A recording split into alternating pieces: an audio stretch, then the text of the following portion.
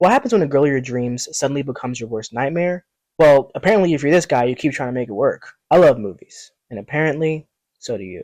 Obsession is written and directed by Curry Barker. Yes, Barker, not Baker. After breaking the mysterious one Wish Willow to win his crush's heart, a hopeless romantic finds himself getting exactly what he bargained for, but soon discovers that some desires come at a dark, sinister price. If you know anything about Curry Barker, chances are you know That's a Bad Idea, which was founded by him and his partner, Cooper Tomlinson. They make hilarious skits and they've gone viral for that, but they also have done successful horror.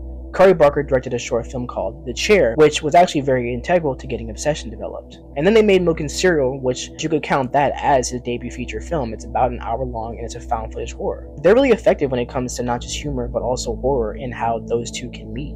Because of that, I would put Curry up there with the likes of Jordan Peele or Zach Kreger because they can have that fun aspect to it with that dark humor, but then go full out horror and have those scares. However, I would even take it a step further and say that sure, there's that humor in Curry's films, but I actually think that it's a lot darker. You would think based off of their skits that this would have a bunch of humor throughout, which it does. There are a few scenes, but I would say it's a lot more serious and even mean-spirited. Whether you classify this or Milk and Cereal as his debut feature film, it doesn't really matter because, to be honest, it looks like he's been doing this forever, like it's his fifth film. And we've heard people talking a lot about this new almost YouTube renaissance that's happening in film. You had it happen with the Philippou brothers, also known as Raka Raka. They made Talk to Me and Bring Her Back, which were some of the best horror films of the last few years. Chris Suckman, one of the most famous reviewers on YouTube, who went on to have the biggest film on Kickstarter to this day. Markiplier made Iron Lung, which was super successful financially. Kane Parsons with Backrooms, Michael Shanks with Together, and then you have Dan Trachtenberg, who has essentially just taken over the Predator franchise. And there are different filmmaking ladders. Nepotism, which if you're lucky, your mom or your dad or uncle or someone works in film. Then you have the option where you can sell a screenplay to a studio or a producer. And then there's that thing where you can get on the film crews. You can start as a PA, make your way up. And then,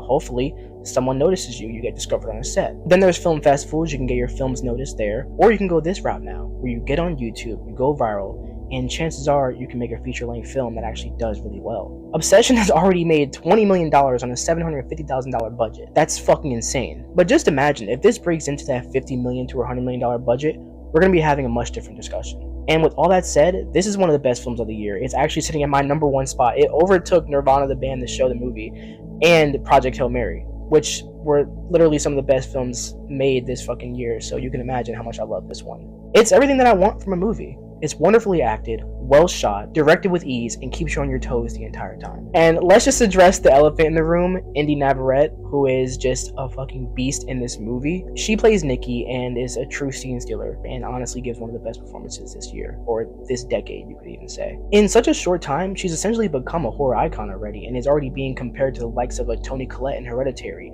I've seen some people say she's like Mia Goth in Pearl, Naomi Scott in Smile 2. Which is crazy because I honestly think that that's a fair comparison. She's just as good, if not better, than a lot of her contemporaries. She will go on to be that character that we all rave about for a very long time. With having to handle physical and emotional acting challenges, she dives headfirst into such a challenging role and comes out on the other end becoming a fan favorite. It's really early. Like I said, I always say it's very early for Oscar predictions, but I mean, listen, we're getting closer to the summertime already, and I think it's time to seriously start thinking that she could be an award contender. She could get an Oscar. And listen, we all know famously it's very hard for horror, at least, it has its ups and downs when it comes to the award ceremonies. But when it comes to actresses, we've seen some silver linings. Demi Moore a couple years ago almost won for The Substance if Mikey Madison didn't take it for Honora.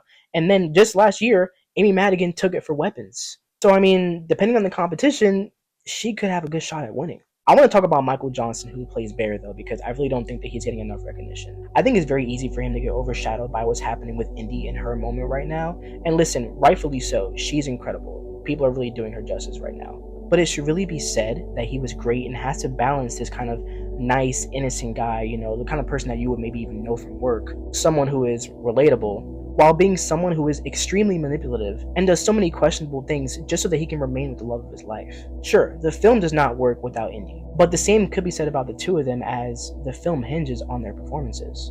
He does such a good job at being vulnerable, so much so that you forget how deeply disturbed and desperate he really is. That's what the film is about: loneliness, desperation, coercion, infatuation, and, well, obsession. And Curry portrays it all beautifully. I've seen people throw the R word around, and yeah, I can't really argue with you there. It's definitely symbolic of that. I really like the cinematography from the DP Taylor Clemens. The film has this muted, dark lighting and color, which I actually thought was very effective and simple, and really good production design and costume work. I don't think there's anything to marvel over here, but I think that they kept things simple enough, and also it has a very nice look to it. More than a lot of films that you would see now, especially considering the budget is under $1 million. And a really cool score from the composer Rob Burwell. I thought it was a very nice, light score and a really good soundtrack. I think the moment that I heard 2 Current Joy songs, I said, okay, we're in really good hands here. And the film is actually scary as hell. Look, I watch a lot of horror, not a lot of shit gets to me anymore, but there were multiple scenes, I repeat, multiple scenes in here that made me jump and wince. There's one particular scene in here that is really gory, and apparently they toned it down. Toned it down? What was it like before you toned it down then? And not just crazy scenes like that, but the smaller and more uncomfortable scenes too. There's one that I won't really get into much detail about. It involves sleeping and her in a shadow and a smile that just has really been in my head since then. Honestly, it's just, I look in the corner of my room and I'm like, I don't like this. It's still in my head. That smile.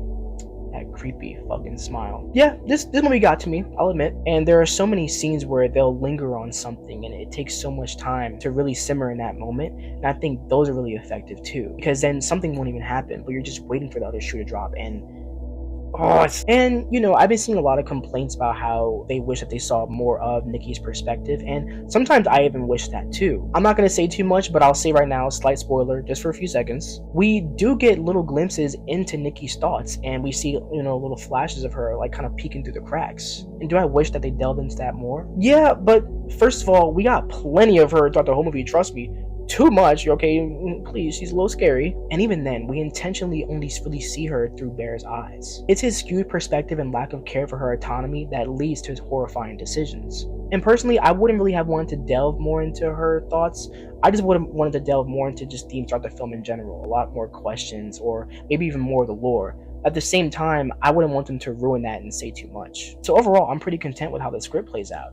It's fun, it's dark, it's smart, it has a lot to say, and is constantly moving. I love Obsession, and I'm giving it a 4.5 out of 5 stars. It's an extremely effective horror film with an intriguing plot and characters, great performances, a unique vision from Curry Barker, and is a film that will stick with you. Just, you know, trying to get too obsessed. Thank you so much for tuning in, guys. You know, I had a lot of fun watching this film and reviewing it. I will be reviewing Star Wars coming up. I've been doing a lot of rewatches of the old and the new films, and I'm going to be seeing Backrooms soon, and I love Boosters, so you can expect those reviews and lots more lists as well to come. Like, subscribe, share, show your friends, because, you know, it'll be nice if I could get some food this week.